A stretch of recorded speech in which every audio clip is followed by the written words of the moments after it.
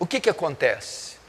Todos quando se convertem, todos quando vêm a fé, vêm a Cristo, todos quando se convertem de verdade, estou falando dos convertidos de verdade, quando ouvem o Evangelho, o Espírito Santo os alcança, eles nascem de novo. Começa ali os primeiros passos na fé. Começa ali um período que muitos chamam do primeiro amor, ou lua de mel, como alguns falam. Então é um momento dos mais especiais, dos mais singelos, dos mais inocentes, ingênuos da fé cristã, ou da nossa vida, que marcaram nossa vida. São seus primeiros passos na fé, quando de fato você converteu. Você deve se lembrar se aconteceu nessa igreja, ou na igreja de onde você veio, ou na época da sua conversão verdadeira, o seu primeiro amor. E é um período muito terno, muito glorioso. É um período que marca as nossas vidas. Quem não se lembra do seu primeiro amor? Você se lembra disso? O período que você se converteu, né? Nesse período parece que Deus confere-nos uma graça especial, uma graça extra. E começa então aquela caminhada cristã muito sólida, muito intensa. A palavra é essa, intensa. Então nessa época do primeiro amor, você não quer faltar aos cultos, você vem em todos os cultos, chega mais cedo, participa de todas as atividades da igreja, quer estar principalmente nas atividades as mais espirituais, você quer estar na reunião de oração da segunda, nas vigílias, nos votos, nas campanhas de jejum que as igrejas fazem, que a igreja faz, você quer visitar casas de recuperação, você começa um período intenso, jejuns semanais, sucessivos, marcam a sua vida nessa época, orações na madrugada, marcam também, você quer buscar a Deus, nas vigílias, todas as vezes que você vinha numa vigília, era com uma expectativa de algo devastador, de um encontro, de uma experiência gloriosa com Deus. Os alvos de oração seus, no primeiro amor, eram diferentes, eram todos convergidos no espiritual. Buscar a face de Deus, a glória de Deus, ser cheio do Espírito Santo, santidade, pureza, vencer o pecado, trabalhar o caráter, as almas. Enfim, esse é o tempo, esse é um período que marcou o seu primeiro amor. Acordar nas manhãzinhas para orar, meditar na Bíblia horas e horas, ler livros inteiros da Bíblia, desfazer-se dos aparelhos eletrônicos, não querer ver mais televisão, e assim vai, começa aquela caminhada intensa. Então você aprende a orar e começa a orar algumas horas, aprende a orar mais de 1 hora, 2 horas, aprende a jejuar, jejuns mais intensos, você se santifica, foge do pecado, vence o pecado. Essa é uma época que Deus te dá muita vitória sobre o pecado. Você consegue desvencilhar de muitas práticas carnais, mundanas, sensuais, e eleva-se para um padrão de santidade, ou pelo menos para um padrão de obediência, muito razoável. Torna-se um homem ou uma mulher de oração, cumpridor dos seus votos, assíduo cumpridor dos votos. No primeiro amor também você é um exímio evangelista.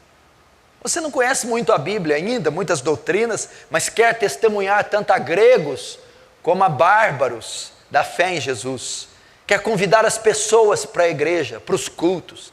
Quer falar do amor de Deus e do Evangelho. Quer desafiar as testemunhas de Jeová. Quer debater com elas, os kardecistas, espíritas. Todos que estão ao seu redor são influenciados por esse exímio evangelista que se levantou. Então você começa a evangelizar sua família, sua rua. Daqui a pouco quer evangelizar o bairro, já está orando para ganhar a cidade toda. E tem um desejo que um avivamento ocorra na cidade e que multidões de almas se convertam. É esse o seu desejo. E para isso você fazia pesados jejuns, pesadas e intensas orações. Pesadas e intensos atos de renúncia. Renunciar, se isolar. Então você começa a ter uma vida intensa, robusta, vigorosa. Vitórias são dadas contra o pecado. As tentações das mais drásticas vêm. E por incrível que pareça, é um período que vencemos. Vencemos face a face o diabo. as setas, os torpedos, os dardos. Saímos vitoriosos na maioria das batalhas que travamos, quer contra a carne, quer contra o mundo, quer contra o pecado, quer contra Satanás. É uma vida marcada por vitórias, por crescimento. É uma vida marcada por expressivos resultados. Todavia também na nossa santificação. Também na nossa santificação. É um período que mantemos parece que um padrão de pureza muito gostoso. Um padrão de pureza. Um padrão de domínio sobre a carne e o pecado. Um período muito glorioso. Esse é o período do primeiro amor. Ou é o período que a maioria dos cristãos já passou por ele. E deseja passar novamente. Todavia, parece que depois de algum tempo, esse período parece que passa. Parece então que o crente começa a se esfriar e começa a perder a sua característica. Parece que um novo tempo ocorre. Então ele começa a ver, começa a perceber que ele está tendo dificuldade com aquilo que ele fazia com exímia perfeição. Começa a se passar os anos na caminhada cristã e você começa a se perder, começa a se descaracterizar. E o seu nível, pelo menos o padrão que você estabeleceu, instituiu, esse nível começa a baixar. Então você começa a perceber que não consegue orar tanto mais como orava, que não tem tanta expressão na oração como achava que tinha, que não tem tanta força. Então todas aquelas horas em oração começam a ser raras agora, começam a ser menores. Você começa a notar que você não tem mais condição de jejuar, parece que o seu corpo está mais fraco, você não consegue fazer aqueles jejuns fortes ou intensos, ou semanais como fazia. Começa então, esses jejuns então, para ocorrerem, demora mais tempo. O espaço entre um e outro parece que é maior agora. Você começa a ver que pecados menores, os quais você exercia domínio, estão começando a voltar e aflorar. E você começa a ver que alguns estão te dominando. Você começa a perder o vigor para evangelizar, e aquele ânimo, e aquela coragem, aquela ousadia, começa a se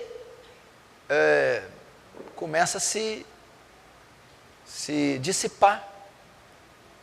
E você já não tem mais ânimo para evangelizar. E na verdade vem um período tão terrível, que você começa a achar que você está em pecado. Você começa a achar que você caiu da graça. Ou começa a até crer que nunca foi salvo. Que é um bode, na verdade. Que é um joio. Que não tem o Espírito Santo. Que de alguma forma você foi enganado pelos seus sentimentos. Você então chega num período que não consegue orar mais 5 minutos. Os primeiros 5, 10 minutos é um terror. Você não se concentra. Desiste nos primeiros 5 minutos. Você olha para a Bíblia, aquele que lia 10, 15, 20 capítulos e ardia o coração, lê 5, 6, 8 e não entendeu nada que leu. Nem memorizou, nem sabe o que leu, tem que voltar de novo. E às vezes lê 3 vezes a Bíblia para extrair tão pouco. Você começa a notar que não tem força nenhuma para jejuar. E já há meses que não faz um jejum considerável. E os últimos que fez foram todos jejuns superficiais, litúrgicos e religiosos. Você começa a ver que perdeu o domínio da carne, perdeu o domínio das tentações. E os desejos e as concupiscências começam a te dominar. E você cai em pecados ridículos, em tentações das menores. De repente você se encontra num estado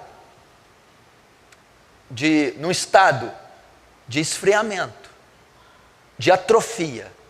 E você começa a dizer, o que aconteceu comigo? Eu não consigo mais orar. Eu não consigo ler a palavra. Eu nem sei qual a última vez que eu jejuei com o coração quebrantado. Eu não tenho desejo de evangelizar, e quando evangelismo não tem força nenhuma. Ir nos cultos já é algo cansativo. As reuniões de oração são torturantes. Não consigo ficar de joelhos 20 minutos.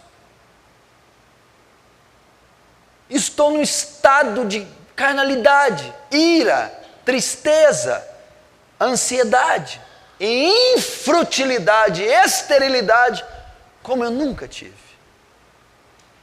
Talvez seja o seu retrato aqui essa noite. Talvez passou o seu primeiro amor. Talvez o vigor se tornou como sequidão de estio. E é essa a sua realidade. O Senhor prega dos grandes homens, dos heróis da fé, John Wesley, Jonathan Edwards, David Brainerd, cita Moisés, Paulo, Elias, Eliseu, João Batista. E eu fico com vergonha, e fardos e mais fardos são colocados nas minhas costas, porque cada dia, semana, mês que passa, parece que quanto mais o Senhor prega, mais o Senhor ensina, mais o Senhor fala, mais eu leio, menos eu oro, menos eu jejuo, menos eu santifico, menos eu evangelizo, menos eu tenho alegria, menos eu tenho entusiasmo, menos eu tenho felicidade. Mas que eu estou vivendo um período de escuridão terrível, pastor, como nunca antes. Secou-se a fonte, foi-se o vigor, acabou-se a alegria, o entusiasmo. E por que que isso ocorre? Por que que isso ocorre? Por que que você perde, sai, deixa o primeiro amor? Por que que se esfria? Por que que você não consegue mais atingir o padrão que você mesmo colocou para você? Talvez não é nem escriturístico, talvez é um legalismo que você colocou. Por que que isso ocorre, meu irmão? É obra de Satanás? É o demônio? É o diabo? É o inferno? São as forças das trevas? É o pecado? É um adultério que você cometeu? São coisas hediondas? Não. É Deus que está causando isso. Primeiro momento da sua fé, Deus começa a operar vida em você, vivificar você. Ele te confere, parece que uma graça especial. Parece que Ele restringe as forças do inferno, não permite que você confronte todo o arsenal do inferno. Parece que Ele limita as suas tentações e não deixa você ser tentado, e não deixa tentações insuportáveis chegar a você.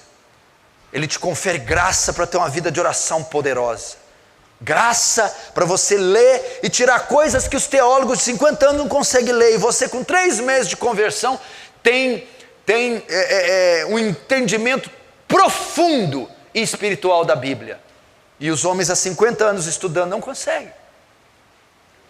Agraciando, te conformando à imagem de Cristo, santificando, permitindo você ver visualizar vislumbres da glória de Deus incríveis, que muitos não viram, experiências espirituais, até transcendentais. Ele opera a vida, mas depois desse curto período, Ele vai operar morte em você, morte, e a maior parte do tempo Deus opera morte e não vida, porque Ele está te conformando à imagem do seu Filho. Esse é o único propósito de uma pessoa quando se converte. O que é conversão? Nascimento, new birth, novo nascimento, não é isso? Quando uma pessoa nasce, depois que a mãe dá à luz, qual é o propósito da criança? Crescer, ela vai se formar, ela vai se tornar um homem adulto. O propósito do homem quando se converte depois que ele nasce de novo, se conformar à estatura do varão perfeito, Cristo Jesus. E a obra para que isso ocorra é a obra de mortificação, é a obra da morte. Sabe por quê? Porque nesse período do primeiro amor, nesse período do evangelismo eficaz, das vitórias contra o pecado, contra o inferno, da vida poderosa de oração e da vida de jejuns, Deus retira isso, porque nesse período a maioria pensa que tudo aquilo é operado pela sua própria força, pela sua própria capacidade, pela sua própria competência. Então muitos desses jovens, homens, irmãos e irmãs, novos convertidos, possuem um zelo carnal, é uma autossuficiência, segurança em si próprios. Eles pensam que tudo aquilo foi feito porque eles são escolhidos, porque eles são queridinhos, porque eles são uma categoria especial de Deus, porque eles são bons e os outros são ruins. Eles são críticos, eles criticam os que não conseguem orar muito, eles criticam o jejum superficial do outro, criticam os irmãos que não vêm muito nos cultos, criticam aqueles que nunca evangelizaram ninguém, criticam, porque acham que são uma categoria especial, acham que são separados, acham que tudo aquilo é por causa do seu próprio desempenho, a sua força, e depois de algum tempo eles vão ver que eles estão igual àqueles que eles criticaram, não conseguem orar também como eles, nem vir muito aos cultos como eles, nem vencer os pecados como eles. De repente, ele olha para ele e ele está lá num estado pior do que aqueles que ele tanto julgava.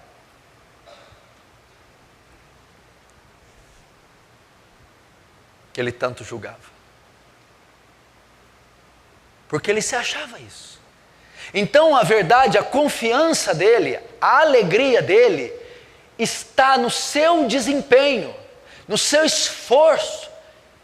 Ele acha que é dele, que são os talentos, que é a insistência, a capacidade carnal, os talentos individuais que ele tem, os dons especiais que ele possui. Então ele está confiando, na verdade, na sua carne, ele está confiando nos seus dons, ele está confiando na sua qualidade, ou ele está confiando no seu arbítrio. Eu escolhi, eu quis, eu fiz acontecer. Se você notar também, isso traz uma consequência terrível. Essas pessoas que estão no primeiro amor, a vida deles é marcada por altos e baixos. Por quê? Porque a felicidade deles, a alegria deles, ela se baseia no desempenho. Então, quando eles são bem-sucedidos, eles estão felizes. Mas quando fracassam, estão tristes. Quando oram muito, ficam realizados, satisfeitos. Quando não oram, se sentem pecadores, rejeitados. Quando passam uma semana vencendo o pecado, tendo vitória, ficam confiantes, alegres, entusiasmados, mas quando caem no pecado, se sentem rejeitados, mal amados. Então a vida emocional deles, ela é marcada por altos e baixos. A vida espiritual é marcada por uma constante inconstância. Constante inconstância. Parece um paradoxo, né? Mas uma constante inconstância. Sempre inconstantes, ora riem, ora choram, ora querem ganhar o mundo, ora não querem ganhar ninguém, ora são João Batistas, ora são Acabes, são assim. Por quê? Porque eles confiam no desempenho, confiam na carne, confiam na própria capacidade e acham que todo aquele período do primeiro amor, que todas aquelas vitórias, que todas aquelas almas ganhas, aquelas horas de oração, foram provindas deles mesmos, da sua própria capacidade, da sua própria força. Então Deus retira a sua graça. E eles começam a perceber como um homem que orava 5 horas, agora não ora 5 minutos. Como um homem que evangelizava a cidade inteira, agora não quer evangelizar ninguém. Como um homem que jejuava toda semana, sim e não, dias e dias, agora não consegue ficar 2 horas sem comer. Como uma pessoa que queria vir todo dia no culto, participar de todas as reuniões, agora não tem mais alegria, tem coisa melhor para fazer. Como? Então,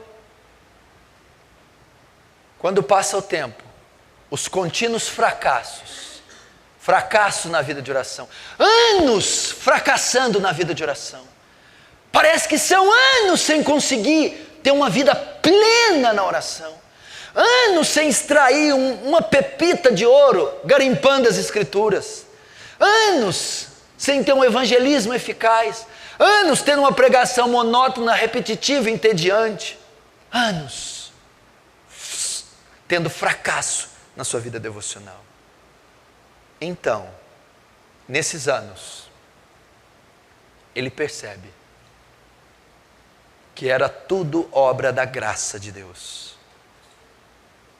Que era tudo obra da graça de Deus. Que todo aquele tempo que ele foi forte, que ele conquistou, que ele fez, só o fez porque Deus assim o permitiu, porque Deus assim o conferiu, porque Deus assim o restringiu. Não houve participação nenhuma da carne. Agora ele pode olhar para o céu e dizer, como Salmo 73, a quem tenho eu nos céus, além de ti? E não há ninguém na terra que eu queira mais do que a ti. Salmo 73, verso 25. Então é por isso que Deus começa a operar morte em você. É por isso que Deus restringe a graça.